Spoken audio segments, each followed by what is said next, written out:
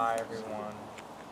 I just want to say that like I'm really really proud to be part of this family, and I just think that this is a really good foundation for like all of the cousins and everything, and I just think we're gonna be able to do great things in the future and especially like in our name. Like I don't know, even like if some of us don't even keep the name Northrup, I think that the fact that we're here is gonna make a strong impact on the world, and I think that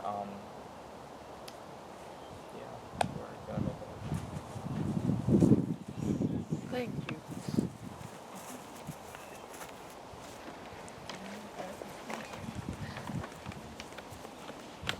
Don't cry.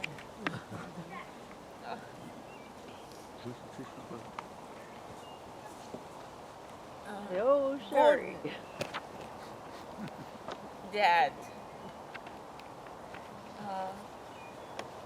whatever name we call them,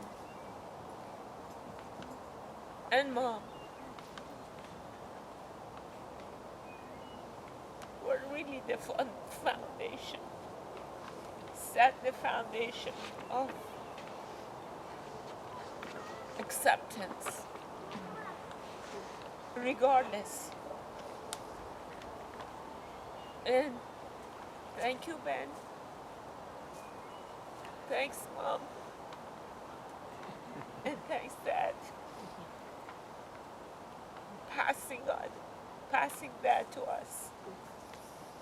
And hopefully we'll be able to pass on to the children to accept, to love, regardless.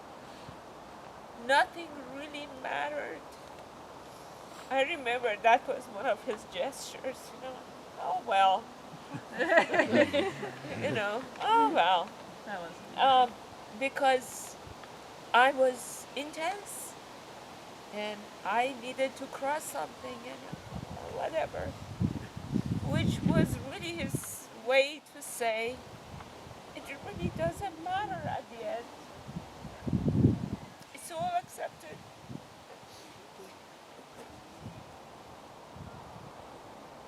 A beautiful family.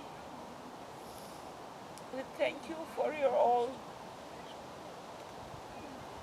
being and carrying a part of him, genetically or not. I had to put that one in. But anyway, my condolences to all the family. And I'm very proud to be a part of this family. Thank you. This family is proud too.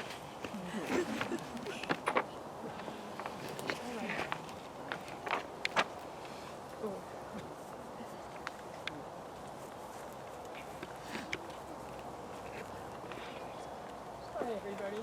I don't have any prepared remarks. I just want to let you know, first of all, who I am. I am Gordon's first cousin, and Peter's also. Their father, Leighton Northrup, known as Pete, and my mother, Louise, were siblings, and they grew up in Chicago together. And the families were so very close for the first 20 or 30 years that Peter was named after my dad. It's Peter Bennett Northrup. My dad was back then. But then we moved away. We were born in 1931. And it's a long story, but my mother got ill and left us when I was about 1.5 or 2 years old, and the two branches of the family just sort of split up. Gordon had a few memories of me, but of course I have none of him. I do remember Peter and Bea because they and their parents came to my wedding with Dick. But nonetheless, the families after that split up, and I had never met Gordon until about 65 years ago. And I'll just tell you briefly the story of how I found him. I knew that there was a Peter Bennett Northrup somewhere out there in the world. And this was before the internet, but Dick found a way of getting the addresses of people with that name. And there were 5 of them, so I sent them all this gracious letter saying, "Dear Jim," because that was how Gordon liked to be called as a child. And I got this very gracious letter back from England, from Beth's parents, saying, "Oh, I'm the Peter you're looking for, but you must contact my brother Gordon up in Stockbridge." So in 1997, we made our way up here. We walked in, and the first thing we see is a room with a harpsichord and a piano. And that was sort of a jaw-dropping experience because I had become a recorder player and Dick played the piano and we had music all around. But the most important thing, I think, was that we walked into this wonderful aura, this feeling of whoever you are, you're loved, you're accepted, come join us, be part of our family. And it was just so beautiful, and it continues to be as we meet more and more of you. Of course, we met Ben and Sherry first because they were right there. And then Margaret and Gordon arranged for Peter and Beth to come, so I got to see Peter again and meet Beth. And when she walked in today, after all these years, I knew exactly who she was. And little by little, we got to know Anne and her husband Ed in Philadelphia because they live nearby.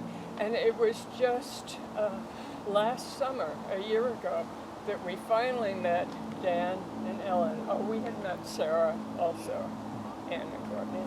So little by little, we're getting to meet you all, and we love you all. This is the most amazing family, and I'm honored to be considered part of it.